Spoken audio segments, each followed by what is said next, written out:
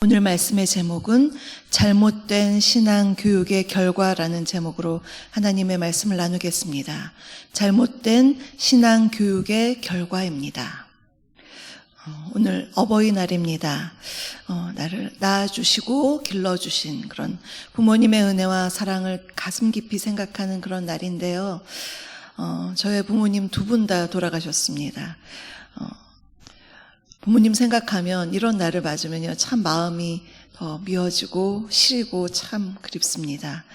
부모님이 저에게 참 많은 말씀을 해주셨는데요. 그 말씀들이 아직도 참 마음에 남아 있습니다. 저희 아버지는 장로님이셨는데요. 항상 기뻐하라, 쉬지 말고 기도하라, 범사에 감사하라. 아버지께서 가장 좋아하시는 그 성경 구절 항상 말씀하셨고 또 그대로 살려고 참 애쓰셨던 그런 부모님이셨습니다. 아버지를 생각하면 떠오르는 그런 모습들이 있죠. 그런 모습이 있는데 시간 날 때마다 서재에 들어가서 스탠드 켜놓고 성경 읽으시던 그런 모습 참 많이 생각납니다. 중요한 구절은 볼펜으로 하도 그어서 성경이 너무나 이렇게 너덜너덜해진 그런 성경이셨는데 그 모습 생각나고, 또 이렇게 여러분들처럼 항상 새벽을 깨워 기도하셨던 그런 모습이셨습니다.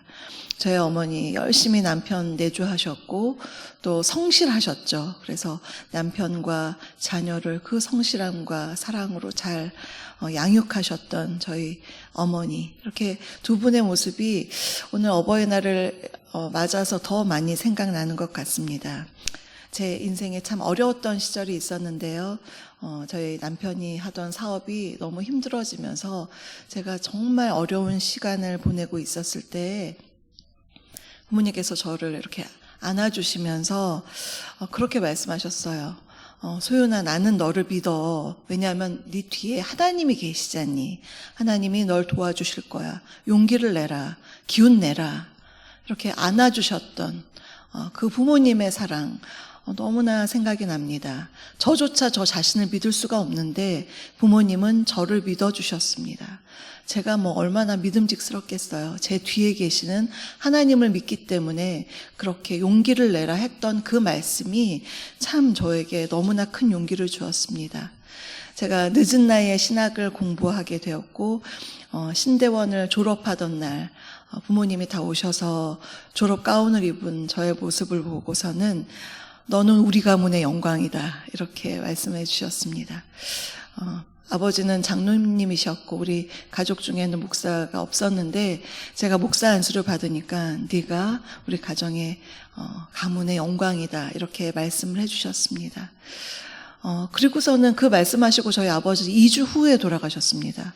큰 병이 없으셨는데 갑작스러운 폐혈증으로 2주 만에 돌아가셨는데 유언도 들을 수가 없는 그런 상황이었는데, 그래서 아버지께서 이렇게 해주신 너는 우리 가문의 영광이다, 이 말씀이 아버지의 유언처럼 제 마음에 남아있고, 그렇게 지금도 하늘나라에서 부모님이 바라보고 계실 텐데 부모님께 정말 부끄럽지 않은 그러한 목사가 되어야 되겠다, 그런 다짐을 항상 하면서 살아갑니다. 부모의 영향은 참 지대하죠. 좋은 모습이든 좋지 않은 모습이든 자식에게 고스란히 전달이 됩니다. 텔레비전 프로 중에 금쪽 같은 내 새끼, 굉장히 오랫동안 지금 방영이 되고 있는데요. 그 프로를 보다 보면 한 가지 느끼는 것이 있습니다. 말썽 부리고 또 문제가 있는 그 자녀 뒤에는 부모님이 그러한 영향을 미쳤다는 것이 100%는 아니지만 그러한 영향력이 참 많은 것을 보면 참 부모로서 두렵고 떨리는 마음이 생길 때가 참 많습니다. 오늘 본문에 한 부부가 나옵니다. 21절을 보시면 솔로몬과 나아마입니다. 나아마는 암몬 여인이었습니다. 이들 사이에 태어난 사람이 바로 르호보암, 남유 다 지금 1대 왕이 되었던 르호보암 왕이었습니다.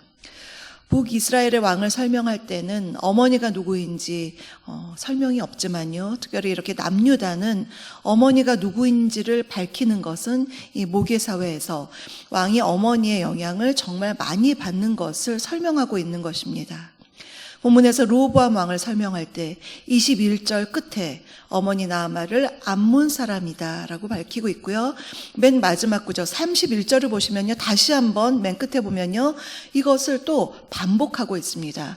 암몬 사람이다, 나아마가 암몬 여인이다 라는 것을 계속 강조하는 것, 그만큼 르호보암이 어머니의 영향을 많이 받았다는 것을 뜻하고요. 어머니의 영향을 받았다는 의미는 어머니가 섬겼던 암몬의 신의 영향을 많이 받았다는 것을 의미합니다. 암몬 족속이 섬겼던 신은요, 밀곰 또는 몰렉이라고 부르는 신이었습니다.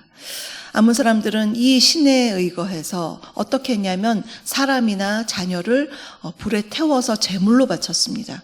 굉장히 무서운 일이죠.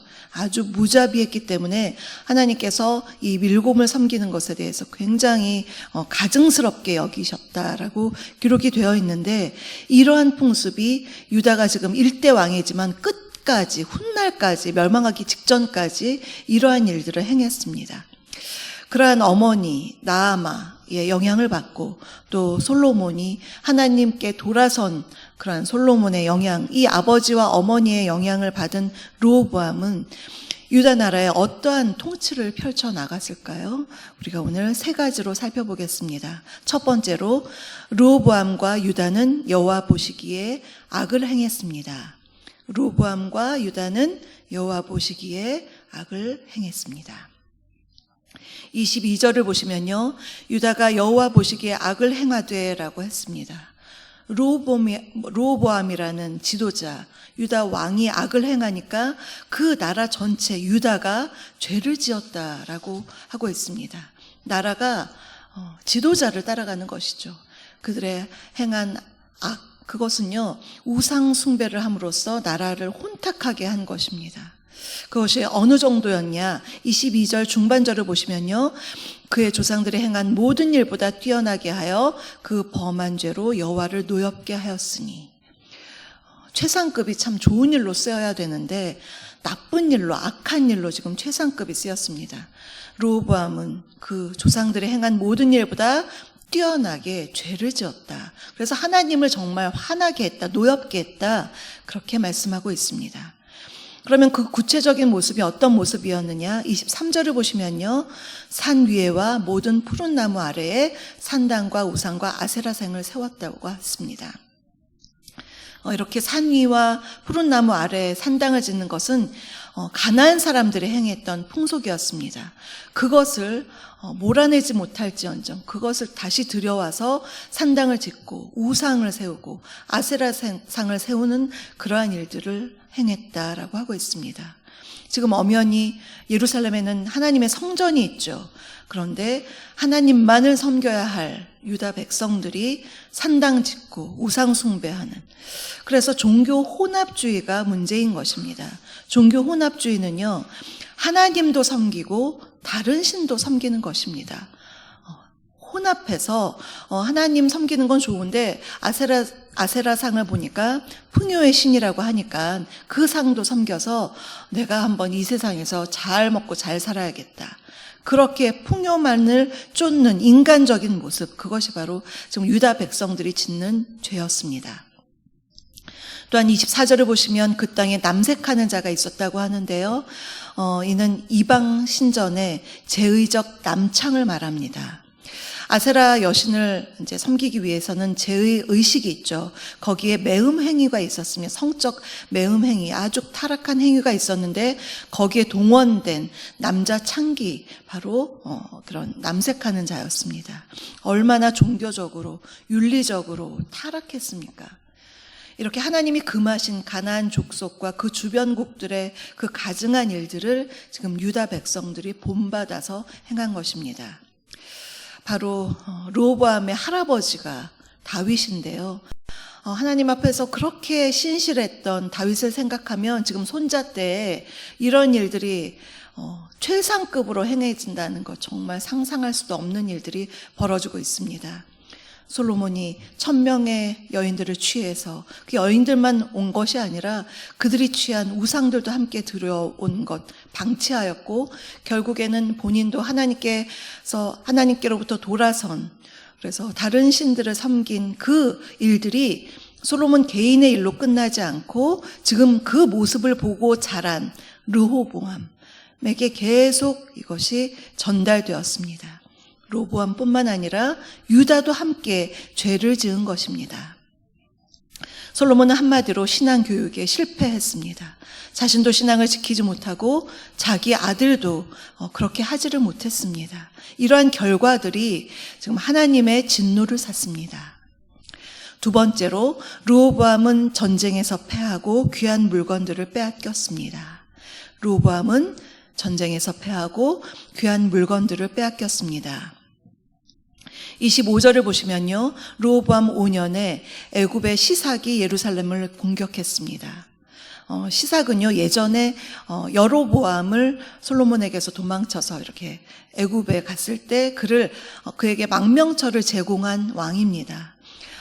그런데 이제 예전에 이스라엘이 이스라엘이었을 때, 하나였을 때는 나라가 워낙에 부강하고 막강하니까 이렇게 쳐들어올 생각을 못했는데 이제 나라가 분열되었죠. 북이스라엘과 남유다로 분열이 되고 국력이 쇠약해지니까 그 틈을 타서 남유다로 쳐들어왔습니다. 그런데 이는 단지 국력이 약해졌다기보다 하나님께서 유다의 죄악으로 인해서 애굽을 통해서 심판하고 계시는 것입니다.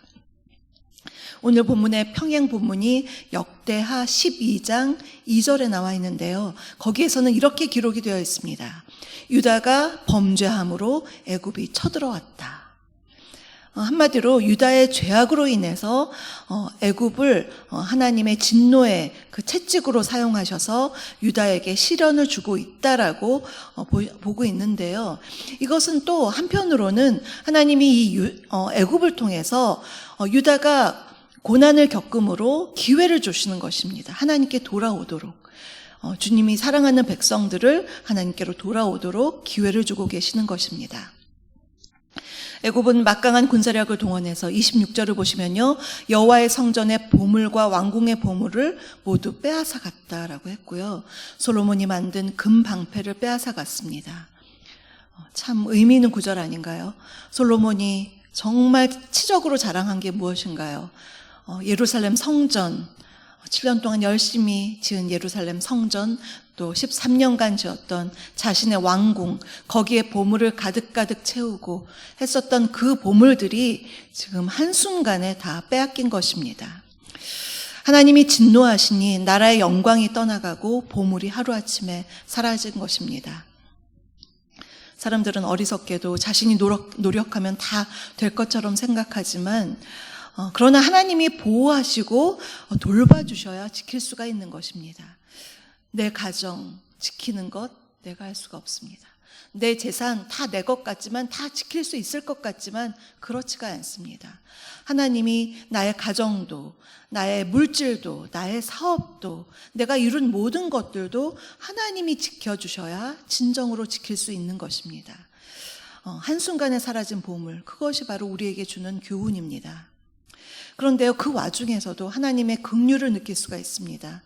르호보암과 유다의 악행에도 불구하고 하나님은 여로보암처럼, 북이스라엘의 여로보암처럼 르호보암을 완전히 멸망시키지는 않으셨습니다.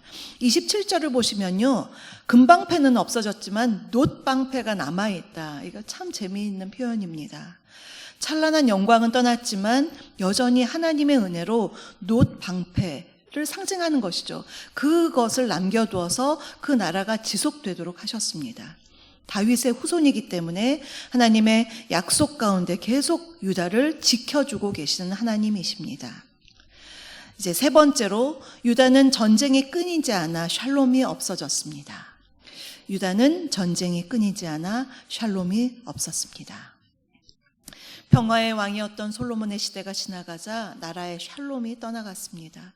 나라가 북이스라엘과 남유다로 이렇게 분열되었고 두 나라 사이에 전쟁이 끊이지 아니하였다라고 기록되어 있습니다. 애굽이 쳐들어오고 계속되는 전쟁으로 인해서 지금 나라가 혼란 가운데 빠져 있었습니다. 이 모든 것이 하나님의 징계였습니다. 오늘 우리는 남유다 일대 왕 르호보암의 통치와 그 나라가 어떠했는지 살펴보았는데요. 하나님을 떠난 솔로몬과 이방 암몬 사람 나아마의 교육을 받은 르호보암은 하나님의 법을 떠나서 불순종과 영적, 윤리적 타락의 길로 갔습니다. 르호보암과 유다는 여호와 보시기에 악을 행했고요. 또 전쟁에서 계속 패하면서 귀한 물건도 다 빼앗기고 전쟁이 끊이지 않은, 그래서 평화가 없는 그러한 나라의 모습이었습니다.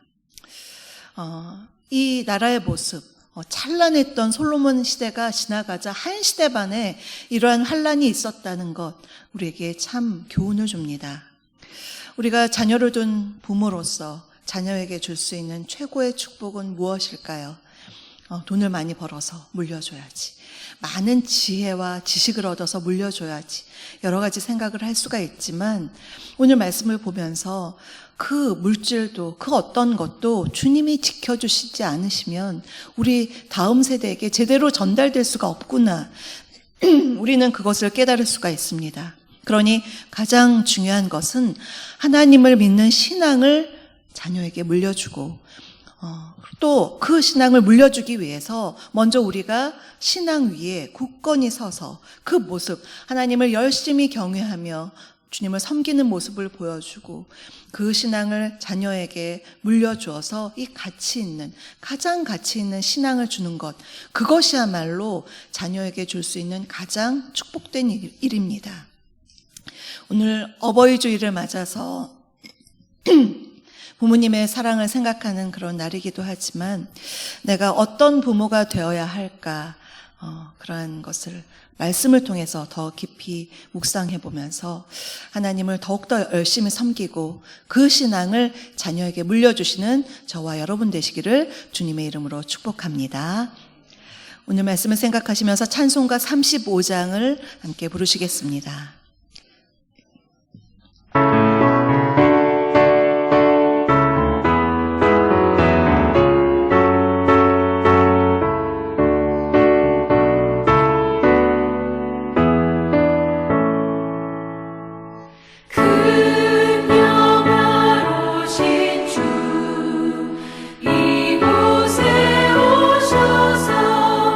이 모인 자들로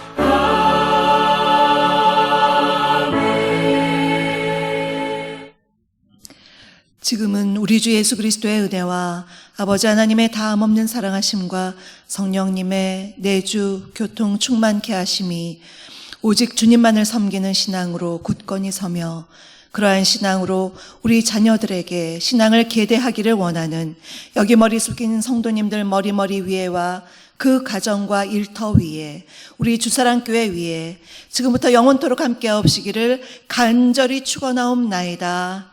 아멘.